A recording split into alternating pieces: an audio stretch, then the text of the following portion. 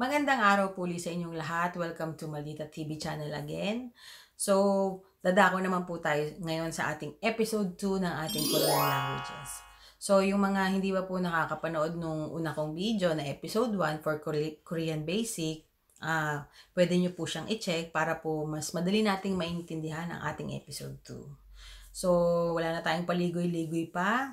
Let's start our basic episode 2 ng Korean languages. Sisimulan po naman natin ngayon ang ating episode 2 sa pag-aaral ng Korean. Ang pag-aaralan naman po natin ngayon is about year or taon. So sa Korean, ano po ba ang year or taon? Ito ay tinatawag na nyon. Okay? So kapag sinabi nyo pong 1 year, gagawin nyo lang po yung il plus nyon, magiging inyon or 1 year. So, pag sinabi nyo naman pong 2 years, gagawin nyo lang po ng i plus nyon, magiging inyon. So, 2 years. So, pag sinabi namang 3 years, gagawin nyo lang sam plus nyon, magiging samnyon. So, i-review uli natin. Paano siya naging inyon at samnyon? Kung babalikan po natin ang ating episode 1, pinag-aralan po natin doon ang mga numbers, right? Na 1, 2, 3, 4, 5, 6, 7, 8, 9, 10. So, kung makikita nyo yung numero na il, yun yung number 1, at i, number 2, at 3, yun yung sam, number 4, sa, number 5, o, number 6, yuk, number 7, chill, number 8, pal, at number 9, ku, at pagdating ng 10, ship. Kung maalala po ninyo yon. So, ipapakita ko po dito, halimbawa, kaya siya naging 1 year, inyon, dahil po yung 1 is il. Tama po ba? Kaya ang gagawin nyo lang po, yung 1 year, yung 1, magiging il, dadagdagan nyo lang ng nyon, magiging 1 year na siya. So, yung 2, sa salitang Korean is i, kaya naging i at dadagdagan nyo lang ng nyon, kaya magiging inyon o 2 years.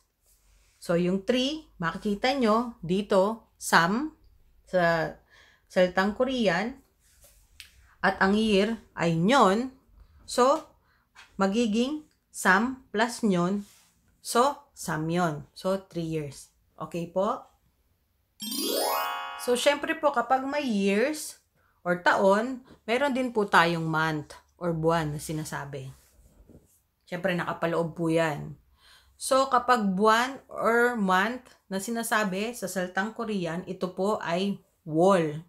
So, kung makikita nyo po, meron tayong January, February, March, April, May, June, July, August, September, October, November, December.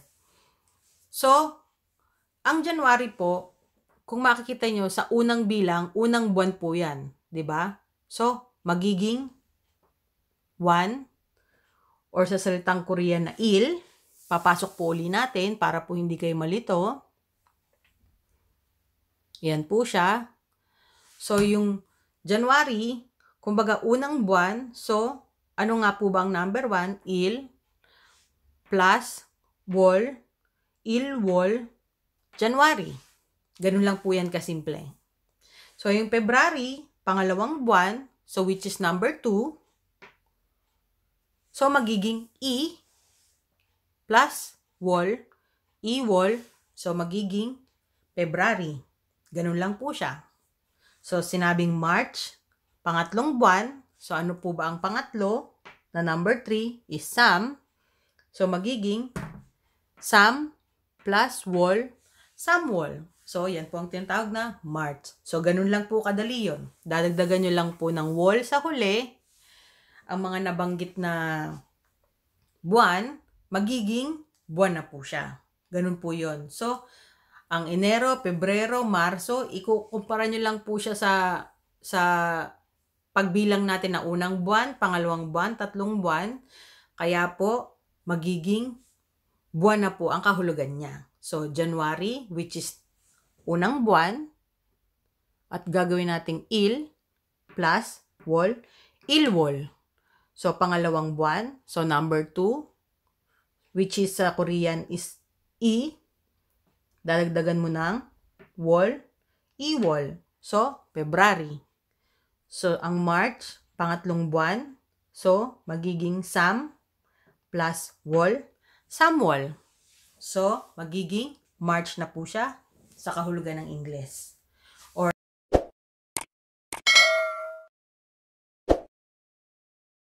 Okay, ang susunod naman po natin, kung meron tayong taon, buwan, syempre meron din po tayong lingguhan.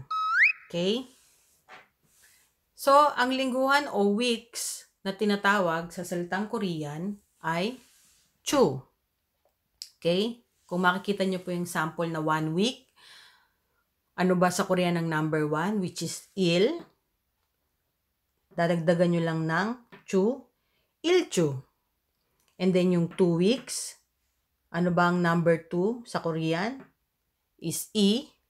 Dadagdagan nyo lang ng chu, ichu. So, 3 weeks, ano ba ang number 3 sa Korean? Which is sam. Then, dadagdagan nyo lang ng salitang chu, magiging samchu.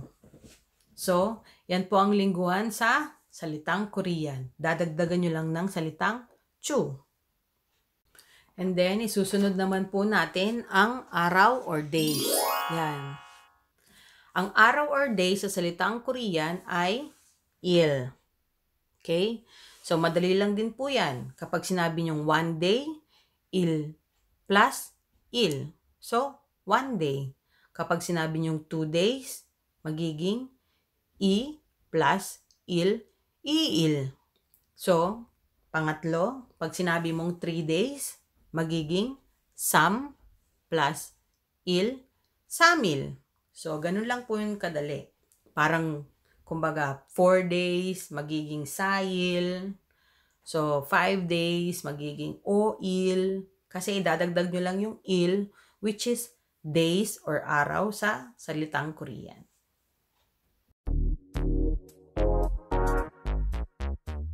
Okay, maibalik naman po natin uli yung sa salitang weeks or lingguhan.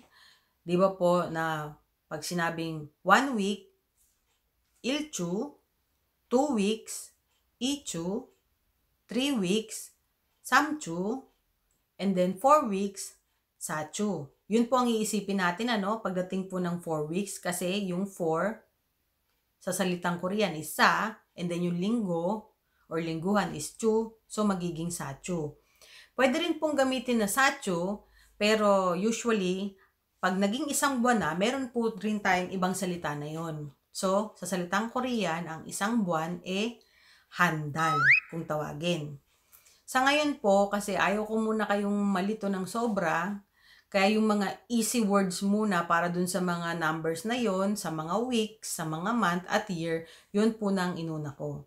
Then sa susunod po, pag-aaralan din po natin yan kung paano banggitin ang isang buwan, 2 buwan, 3 buwan, at kung ano-ano pa. Okay, dumako naman po tayo sa bagong mga words na medyo madali lang para mas madali po nating maintindihan.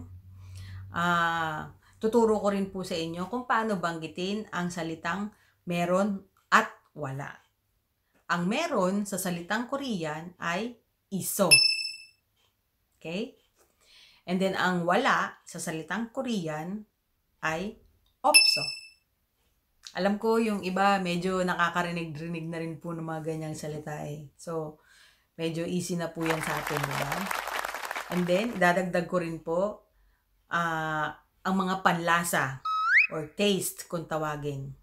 Ang taste or panlasa sa salitang Korean ay mat. So, syempre, sa panlasa, nauuna syempre yung masarap at hindi masarap. Okay? So, ang masarap sa salitang Korean is mat-iso.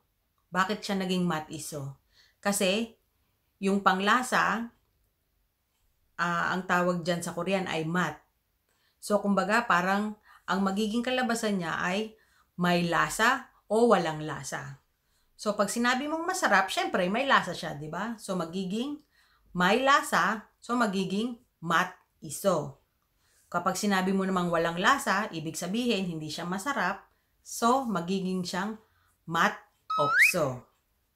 Pero sa salitang Korean, kapag binibigas nila yan, ang mat-iso, nagiging mashiso. Ganyan po nila yan banggitin. At ang walang lasa naman, na mat-opso, magiging mat-opso. Ganun po nila yan banggitin.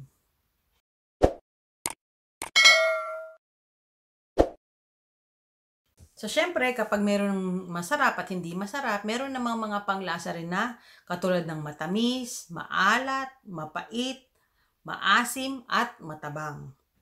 So, susunod naman po natin ngayon na pag-aralan yung mga yan. Ang matamis, sa salitang Korean, ay tara. Pangalawa, ang salitang mapait ay so. Pangatlo, ang salitang maalat ay cha. Pang-anim or panglima, maasim, tinatawag na sho. At ang matabang, tinatawag nilang shinggo. Medyo kakaiba, no? Medyo mahaba yung matabang. So, ganun siya. And then, kung syempre tatanungin nyo, paano naman sabihin kung hindi matamis, hindi mapait, hindi maalat, hindi maasim? Dadagdagan nyo lang siya ng salitang an. Okay? So, halimbawa, yung kanina, yung matamis, di ba? Sinabi natin tara. So, gagawin nyo lang siyang antara. So, hindi matamis. So, katulad ng mapait, which is so, dadagdagan nyo lang siya ng an, magiging anso, hindi mapait. Ganun lang po yun. Okay, and then the last but not the least, idadagdag ko po sa ating episode 2, ang salitang dito, dyan, at doon. Okay, madali lang po yan. Okay, sisimulan po natin ang salitang dito sa Korean na yogi.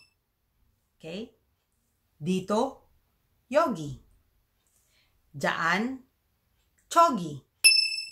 Doon, kogi. Yan, madali lang, di ba? Dito, yogi. Dyan, chogi. Doon, kogi. Yan. Yan po ang madadaling salita ng Korean ngayon sa ating episode 2. And then sana po, medyo nakatulong ang aking episode 2 sa ngayon na medyo maintindihan po ng iba. Sana po mas naging komportable kasi ginawa ko na lang siya Tagalog at Korean. At sana po makatulong po sa inyo kahit papano, and then mag-enjoy po kayo sa panonood. And then salamat po talaga sa mga hindi umaalis kahit papano sa ngayon at sa mga dumagdag pa po mga subscriber. Maraming salamat po at patuloy nyo pinapanood ang Maldita TV channel. And then sa ngayon po, idadagdag ko lang po yung issue ngayon sa South Korea.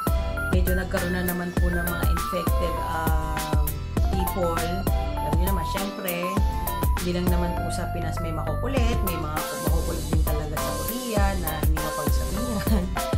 So, syempre, sa ngayon po, imbis na wala na sanang mga cases, mga ilang araw na nag-zero cases sana, hindi po natin talaga masisisi. Meron po talagang mga taong ganyan. Kaya sa ngayon po, ingat-ingat pa rin po tayo dito na mga kababayan natin na nasa South Korea at dyan po sa Pinas. Keep on fighting lang po talaga at makakaraos din po tayo. Keep safe everyone and God bless you.